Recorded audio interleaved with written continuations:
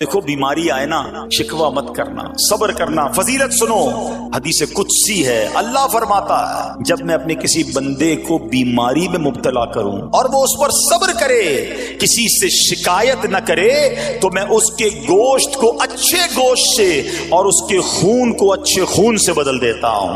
پھر اگر اسے شفا دیتا ہوں تو ایسی شفا دیتا ہوں کہ اس کے نامہ اعمال میں کوئی گناہ نہیں رہتا، اور اگر میں اسے دنیا سے اٹھا لوں تو اسے اپنی رحمت کاملہ کے سائے میں لے جاتا ہوں۔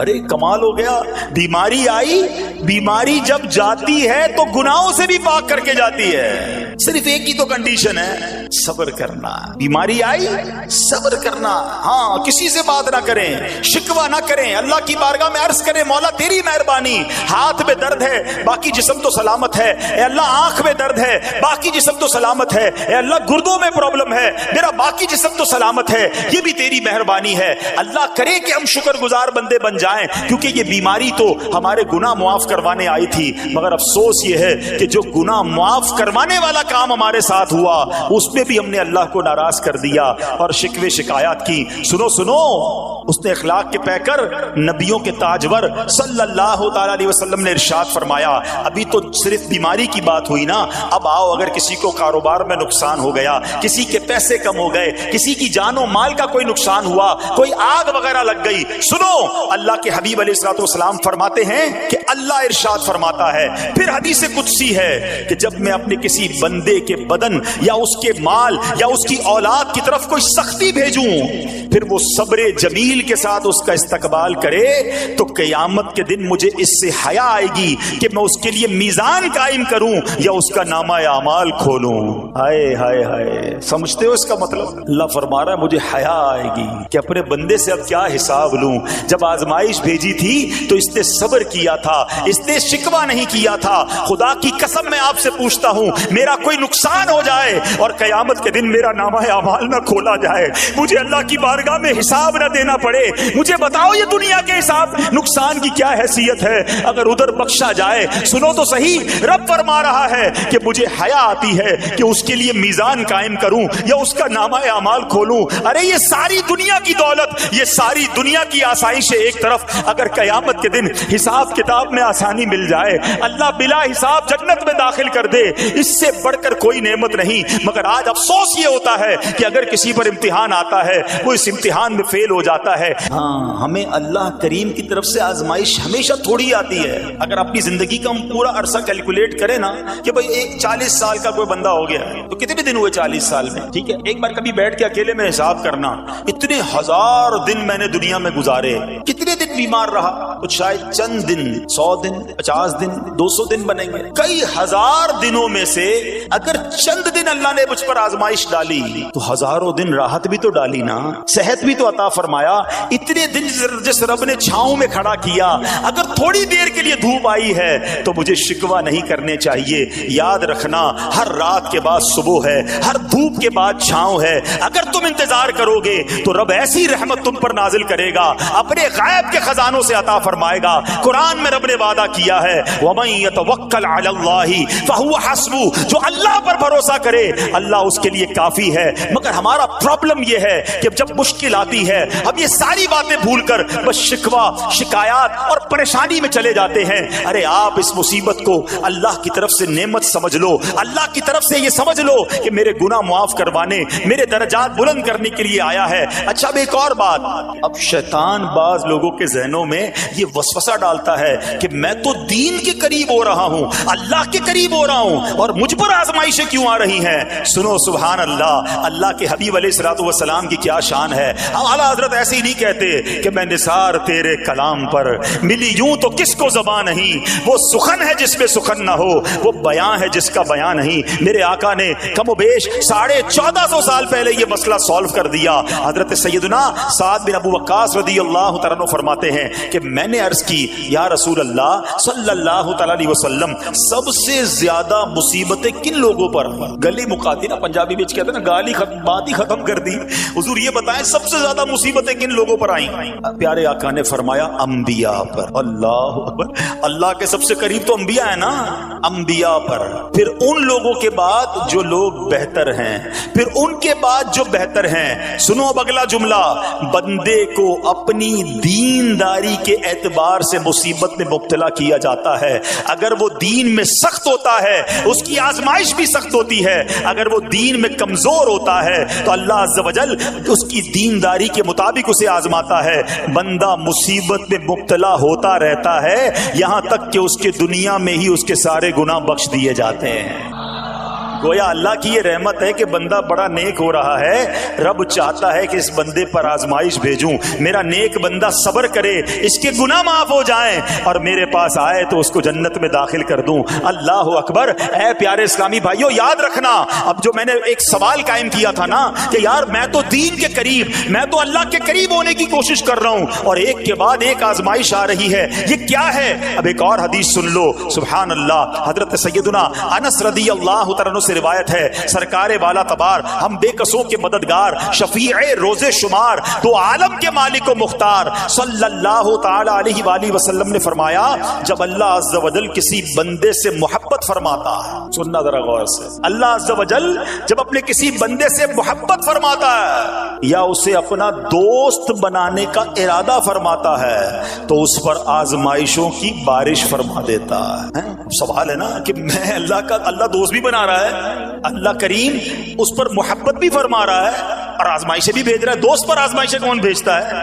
دوست کو تو راحتیں ڈالی جاتی ہیں. ہائے ہائے, اب یہی تو امتحان ہے, یہی تو چیک ہے. سنو, نبی پاک فرماتے ہیں جب اللہ اس پر آزمائش بھیجتا ہے نا, وہ بندہ اپنے رب کو پکارتا ہے, اے میرے رب عز و جل. تو اللہ فرماتا ہے میرے بندے تو جو کچھ مجھ سے مانگے گا میں تجھے عطا فرماؤں گا, تو جلد ہی تجھے دے دوں گا اور اسے تیری آخرت کے لیے ذخیرہ کر دوں گا.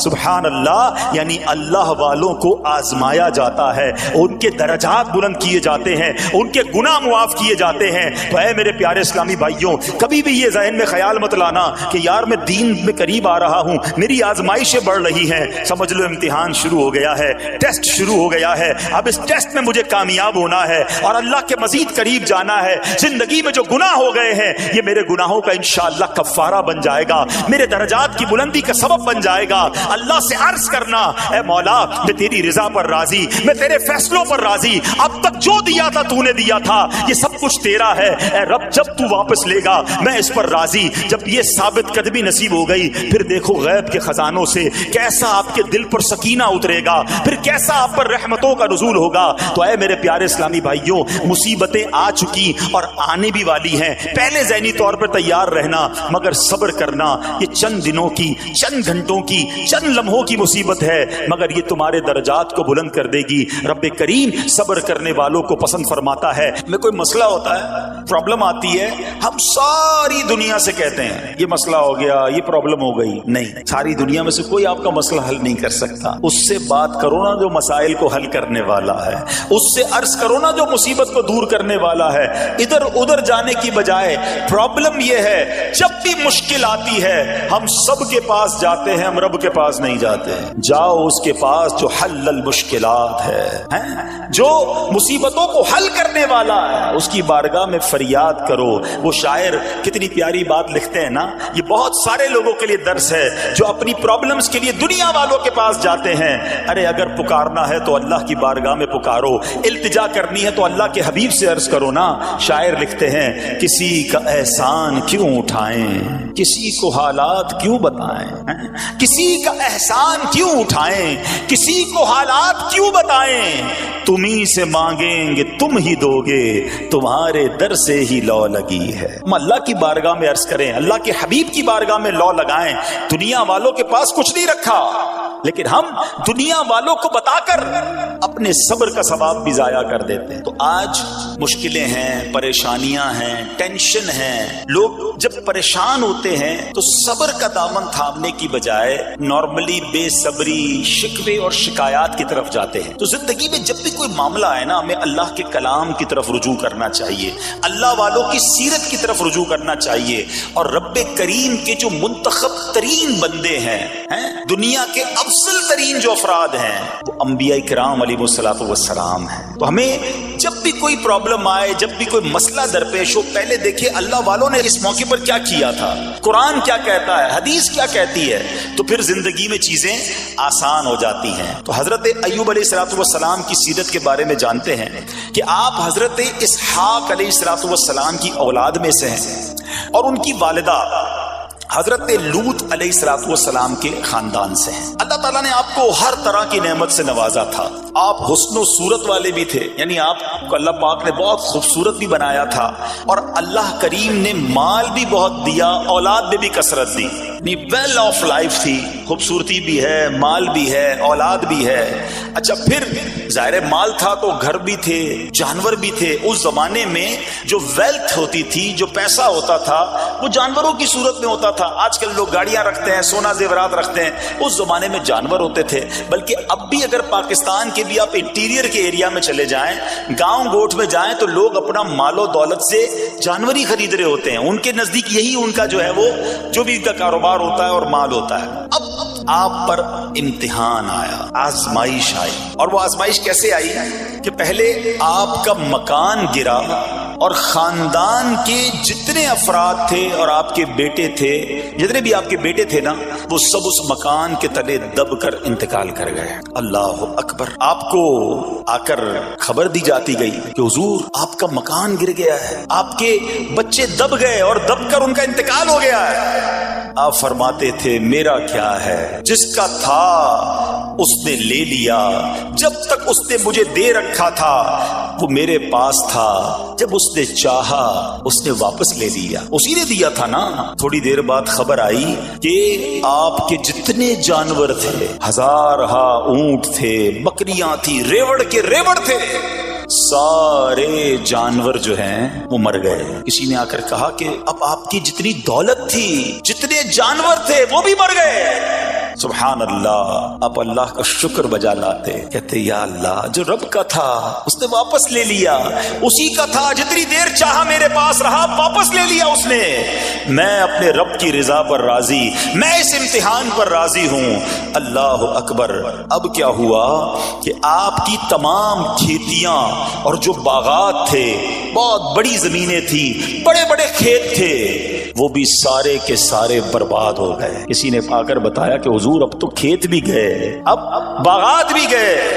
आपने फरमाया कि जिसका था उसने ले लिया, मैं उसकी रिजा पर राजी हूं। जब तक मेरे पास था वो मेरे पास था, रब ने वापस लेना चाहा तो उसने ले लिया। अब he was empty handed, यानी अब कुछ भी नहीं था, न बच्चे हैं, न माल है, न जानवर है, न मकान है। मगर हजरत अय्यूब अलैहिस्सलातु वस्सलाम की जबान पर फिर भी शुक्र है, अब भी शुक्र है, शिकवा नहीं है कि अल्लाह मैं तेरी रिजा पर राजी हूं। लेकिन अभी इम्तिहान खत्म न हुआ था, और इस इम्तिहान के पीछे बाज मुफस्सिरीन ने एक और कौल भी नकल किया कि शैतान ने हजरत अय्यूब अलैहिस्सलातु वस्सलाम को देखकर अल्लाह की बारगाह में कहा कि मौला, ये तेरा बंदा इसलिए तेरा शुक्रगुजार है कि तूने इसे बड़ा नवाजा है, बड़ा माल दिया है, औलाद दी है, घर दिया है।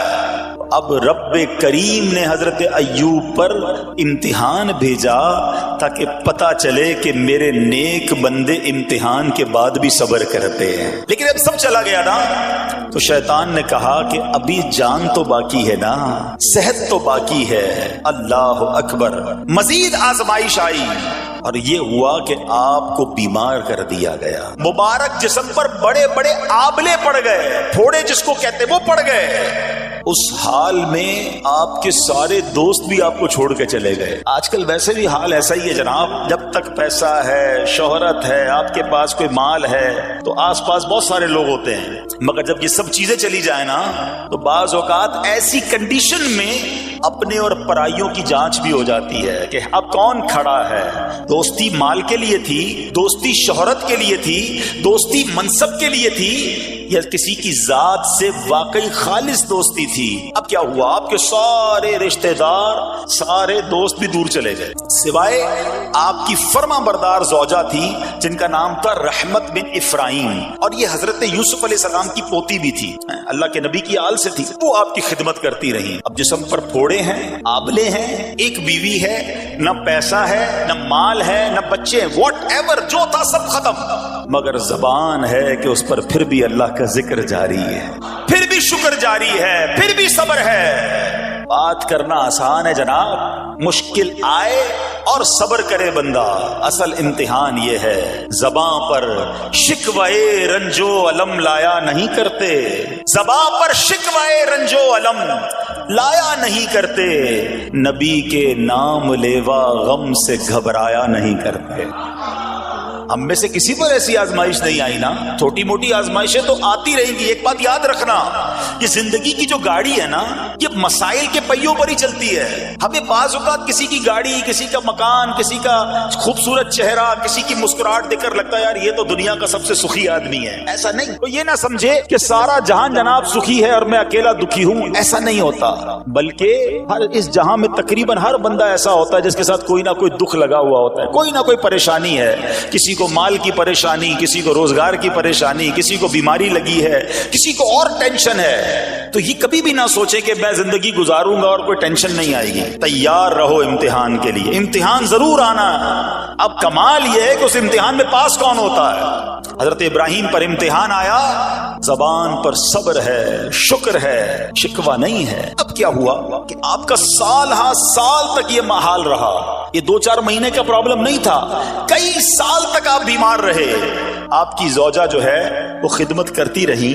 اچھا یہاں ایک غلط فہمی دور کر دوں کہ کچھ لوگ یہ کہتے ہیں, یہ کتابوں میں پتہ نہیں کچھ کتابوں میں لکھ دیا گیا کہ حضرت ایوب علیہ السلام کو معاذ اللہ کوڑ کی بیماری ہو گئی تھی. ایسا بالکل نہیں تھا, کوڑ کی بیماری نہیں ہوئی تھی, بلکہ نہ کوڑ ہوا نہ جزام ہوا. آپ کو جسم پر پھوڑے پھنسیاں جن کو کہتے ہیں, آبلے نکل آئے تھے. کیونکہ کوڑ کی بیماری وہ ہوتی ہے کہ جس سے لوگ نفرت یا حقارت کرتے ہیں. اللہ کے کسی بھی نبی کو کبھی بھی کوئی ایسی بیماری نہیں ہوئی جس کی وجہ سے لوگ اس سے حقارت یا نفرت کریں یا دور بھاگیں. کیونکہ اللہ نے ان نفوس قدسیہ کو, ان نیک بندوں کو, ان منتخب شخصیات کو لوگوں کی ہدایت کے لیے بھیجا ہے. ان کو کبھی کوئی ایسی چیز نہیں ہوئی کہ جس سے لوگ گھن کھا کر دور بھاگیں. تو یہ بالکل غلط ہے. البتہ آپ کے جسم پر آبلے تھے, پھوڑے تھی, اور اللہ اکبر آپ اس حال میں کیا رب سے عرض کرتے تھے؟ آپ عرض کرتے تھے, قرآن میں یہ الفاظ موجود ہیں, انی مسنی الضر وانت ارحم الراحمین. ترجمہ کیا ہے؟ مجھے تکلیف پہنچی اور تو سب مہر والوں سے بڑھ کر مہر والا ہے, رحم کرنے والوں میں سب سے بڑھ کر رحم کرنے والا ہے. یعنی اللہ کی بارگاہ میں یہ عرض کرتے تھے, یا اللہ تکلیف پہنچی ہے, رحم تو نے کرنا ہے, تو ارحم الراحمین ہے. دیکھو حضرت ایوب علیہ السلام کا صبر, کسی سے نہ کہا, اللہ کی بارگاہ میں عرض کرتے رہے. اب آپ کی آزمائش کا وقت پورا ہوتا ہے, دعا کرتے رہے, التجا کرتے رہے, صبر کرتے رہے. حکم ہوا کہ اپنا پاؤں زمین پر مارو. حضرت ایوب علیہ السلام نے پاؤں زمین پر مارا تو زمین سے ایک چشمہ پھوٹ اٹھا. حکم الہی سے حکم دیا گیا کہ اب اس پانی سے غسل کرو. آپ نے جب اس پانی سے غسل کیا تو آپ کی تمام بیماریاں دور ہو گئی. پھر آپ 40 قدم چلے, دوبارہ زمین پر قدم مارنے کا حکم دیا. قدم مارتے ہی ایک اور خوبصورت لذیذ ٹھنڈے پانی کا چشمہ نمودار ہوا. پانی ٹھنڈا, میٹھا اور لذیذ تھا. اب آپ نے وہ پانی پیا تو آپ کے باطن میں نور ہی نور پیدا ہو گیا, اور آپ کو اعلیٰ درجے کی صحت و نورانیت حاصل ہو گئی. اور سنو, میرا رب تو قادر ہے نا, اللہ تعالیٰ نے آپ کی وہ ساری اولاد جو دب کر کئی سال پہلے